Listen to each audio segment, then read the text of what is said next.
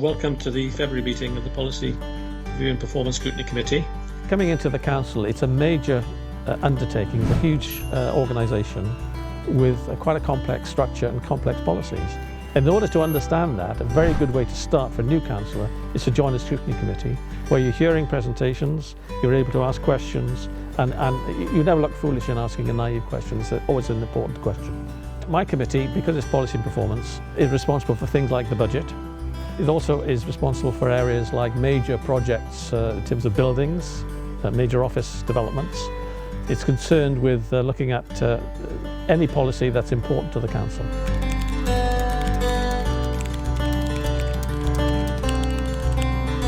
We've had to adapt, as all committees have, and we've used Microsoft Teams, and it's actually been very successful. And I found that participation has been good. I managed to chair it well enough, and I think it's worked well. Well, welcome to everybody. This is the third meeting of the COVID-19 Scrutiny Panel, established by Council in May 2020 to provide measured and proportionate scrutiny in a time of emergency. We were asked to form a COVID-19 scrutiny panel, and that is all the scrutiny chairs. I was asked to chair it, and one of the things that happened in doing so was really all the scrutiny chairs came together as a team. We are ramping up that advertising now, so we did start it quite quietly, and now we're starting to put posters on more sites across the city centre and in those smaller areas, shopping centres that have been also affected by the begging. So you will see more advertising of this shortly. Yeah, but we emphasise that it's for a good reason, and that's the difficulty you've got, isn't it? Previously we'd tended to operate in isolation and with our own committees, but this time we had to work together collectively, and I think we did that exceptionally well. And that resulted in certain recommendations which were accepted.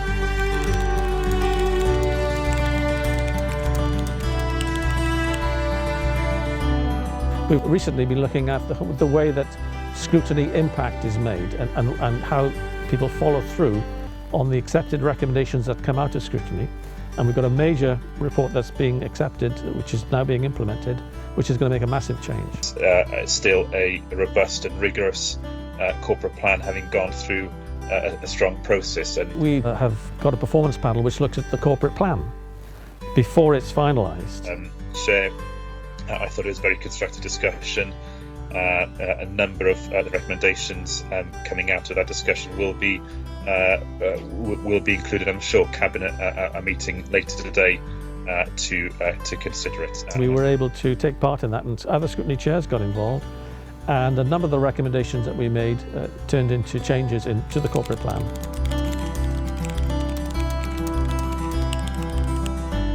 I think public engagement is one of the challenges for the future. So that is an area that we need to certainly start looking to develop and find ways to engage the public in doing that. Thank you, Chair. I suppose I found that presentation quite interesting, and I suppose the aspects I wanted to pick up on are sort of how you marry what we're doing in terms of supporting staff and their well-being and their mental health. In terms of the way that the council is structured, I think what's going to happen is there will be far more home working. We've got some research undertaken on home working, so we're looking at external organisations and the experience of others who have been doing it for a number of years, not just during COVID. I'll be very interested to hear what sort of experiences they have that we can bring in to the council's policy making. I couldn't agree more with what Councillor Berman has just said. Definitely, I've noticed over recent weeks, as we've gone into a local lockdown scenario, there is definitely some wear and tear beginning to emerge. You can see it. You are beginning to have well-being cases being raised more often, it seems to me, more complex. Any major policy changes like that, or changes to the organisation, would come before a scrutiny committee, and we would be able to examine that in detail and depth and comment on it and question it and make recommendations. Thank you.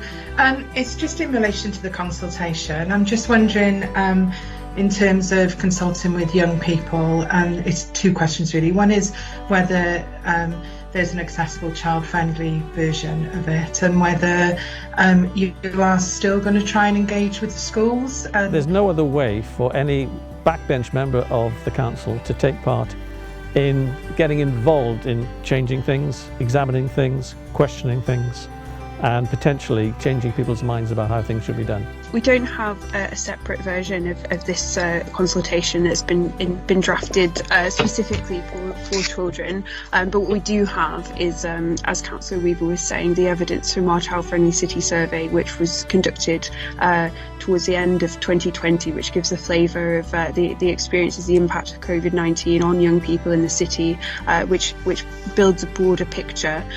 We will absolutely be continuing to approach schools and other stakeholders who will help us to access young people. All parties recognise the importance of being able to scrutinise the administration that is in power. My own experience is that Cardiff has probably got one of the best scrutiny operations in Wales, possibly more widely than that.